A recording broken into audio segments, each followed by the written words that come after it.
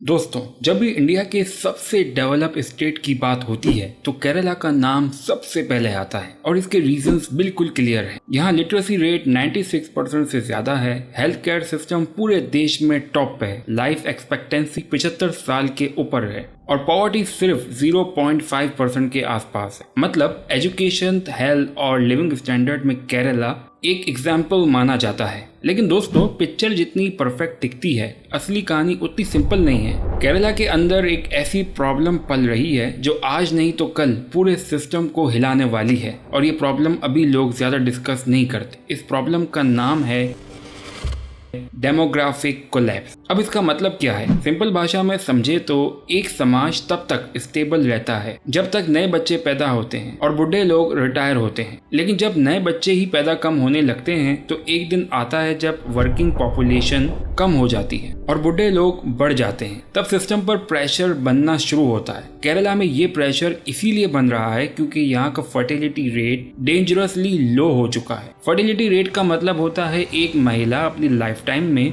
Average कितने बच्चे पैदा करती है। अगर किसी भी जगह की पॉपुलेशन को स्टेबल रखना है तो ये नंबर कम से कम 2.1 होना चाहिए। मतलब एक कपल के 2 बच्चे, ताकि अगली जनरेशन उतनी ही पॉपुलेशन मेंटेन कर सके। लेकिन केरला में ये फर्टिलिटी रेट गिरते गिरते अब सिर्फ 1.7 तक आ गया है। इसका मतलब है कि हर नए जनरेशन में लोग कम होते जा रहे हैं और अगर ये ट्रेंड ऐसे ही चलता रहा तो 2050 के बाद केरला की पॉपुलेशन श्रिंक होना ऑफिशियली शुरू हो जाएगी। दोस्तों, दिक्कत सिर्फ इतनी नहीं है कि केरला में बच्चे पैदा कम हो, एक और बड़ी दिक्कत है लोग केरला छोड़ के बाहर चले जा रहे हैं। आज लाखों केरला के लोग गल्फ, यूरोप और अमेरिका जाके काम कर रहे हैं। कुछ लोग पढ़ाई के बाद नौकरी मिलने के चक्कर में जाते हैं और कुछ लोग सिर्फ इसलिए जाते हैं क्योंकि उन्हें लगता है कि वहाँ ज्यादा पैसा मिलेगा। इसी वजह से केरला के बहुत सारे लोग बाहर के देशों में बस गए हैं। मिनिस्ट्री ऑफ एक्सटर्नल अफेयर्स के मुताबिक पूरे इंडिया में सबसे ज्यादा NRI केरला से हैं। ये लोग वहाँ से अपने घर पैसा भेजते हैं, इसको रेमिटेंस कहते हैं। सिर्फ 2023 में केरला को लगभग $20 बिलियन का पैसा बाहर से आया। छोटी सोच से देखें तो ये पैसा केरला के लिए अच्छा है, लेकिन अगर आगे का सोचेंगे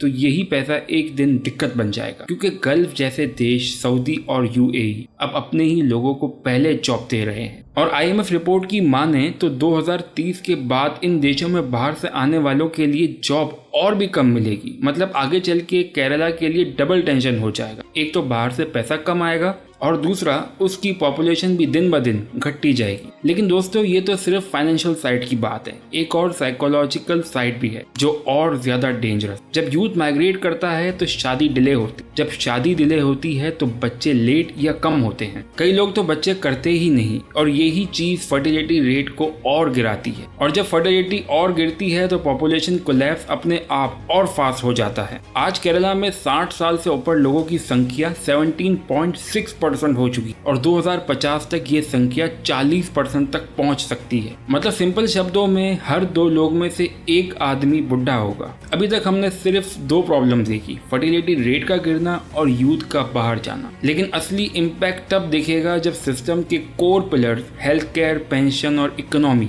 एक के बाद एक प्रेशर में आएंगे। और सबसे पहला झटका लगेगा हेल्थ केयर सिस्टम को। जब बूढ़े लोग बढ़ जाते हैं तो हॉस्पिटल पे लोड सबसे पहले पड़ता है। क्यों? क्योंकि बूढ़े लोगों को यंग लोगों के कंपैरिजन में ज्यादा हेल्थ प्रॉब्लम होती हैं। Heart attack, diabetes, cancer, kidney failure, ये सब बीमारियां बूढ़े लोगों में ज्यादा होती। उनको रेगुलर ट्रीटमेंट, ज्यादा मेडिसिन और स्पेशलाइज्ड केयर लगती। आज भी केरला के हॉस्पिटल्स में OPD लोड बहुत ज्यादा है और जब 2050 तक हर 2 में से एक आदमी बुढ़ा होगा तो ये हेल्थ केयर सिस्टम कितना प्रेशर हैंडल करेगा। डॉक्टर कम पड़ जाएंगे, नर्सेस कम पड़ जाएंगी, हॉस्पिटल बेड्स फुल होंगे और इन सब का डायरेक्ट असर हेल्थ बजट पे पड़ेगा। गवर्नमेंट को हेल्थ केयर पे डबल ये ट्रिपल खर्च करना पड़ेगा। लेकिन सिर्फ हेल्थ केयर नहीं, पेंशन सिस्टम पे भी जबरदस्त प्रेशर आने वाला। दोस्तों, पेंशन सिस्टम तभी तक चलता है जब काम करने वाले लोग ज्यादा होते हैं। ये लोग अपनी सैलरी से टैक्स देते हैं और सरकार उसी टैक्स से बूढ़े लोगों को पेंशन देती है। आज के टाइम पे एक बूढ़े आदमी की पेंशन के लिए 3-4 लोग काम कर रहे होते हैं। लेकिन केरला में 2050 तक ये रेशो इतना गिर जाएगा कि हर पेंशन लेने वाले के लिए एक भी काम करने वाला मुश्किल से मिले। इसका मतलब है कम लोग कमा रहे होंगे लेकिन पेंशन लेने वाले ज्यादा होंगे। पेंशन फंड्स खाली होता जाएगा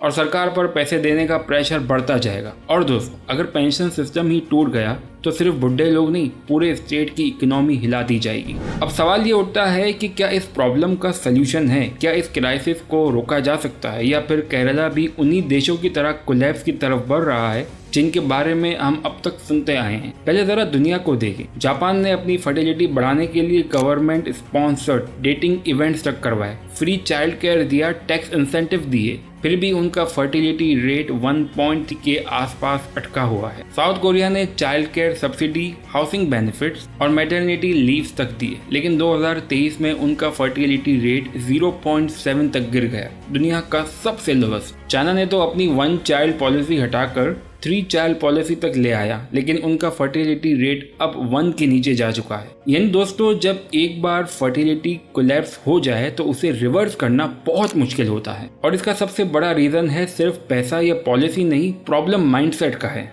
आज के ज़माने में लोग कैरियर, फ्रीडम और पर्सनल लाइफ को प्रायोरिटी देते हैं। शादी और बच्चे उनके लिए सेकेंडरी बन जाते हैं, और जब तक ये माइंडसेट नहीं बदलेगा तब तक कोई भी स्कीम या इंसेंटिव काम नहीं करेगा। तो क्या अब भी कोई होप है? हाँ दोस्तों, होप है, लेकिन वो आसानी से नहीं आएगी। केरला को पहले यूथ माइग्रेशन कंट्रोल करना, ऐसी कैरियर अपॉर्चुनिटीज क्रिएट करनी होगी कि लोग स्टेट के अंदर ही स्टेबल जॉब ले सकें। चाइल्ड केयर फैसिलिटीज अफोर्डेबल और इजीली एक्सेसिबल बनानी होगी। हाउसिंग कॉस्ट को कंट्रोल में लाना होगा ताकि यंग कपल्स के लिए फैमिली बनाना फाइनेंशियली फीसेबल हो। लेकिन सबसे बड़ा काम माइंडसेट चेंज का हो। सोसाइटी को समझना होगा कि कैरियर और फैमिली एक दूसरे के खिलाफ नहीं होते, दोनों को बैलेंस करना पॉसिबल है। ये चेंज गवर्नमेंट पॉलिसी से शुरू हो सकता है, लेकिन पूरा सिस्टम तब तक सुधरेगा नहीं जब तक समाज का माइंडसेट नहीं बदलेगा। अगर केरला ने अभी से स्टेप लेना शुरू किया तो फ्यूचर को बचाया जा सकता है, लेकिन अगर सब ने इग्नोर किया तो जो पॉपुलेशन क्राइसिस धीरे धीरे बढ़ रहा है वो आगे जाके पूरे सिस्टम को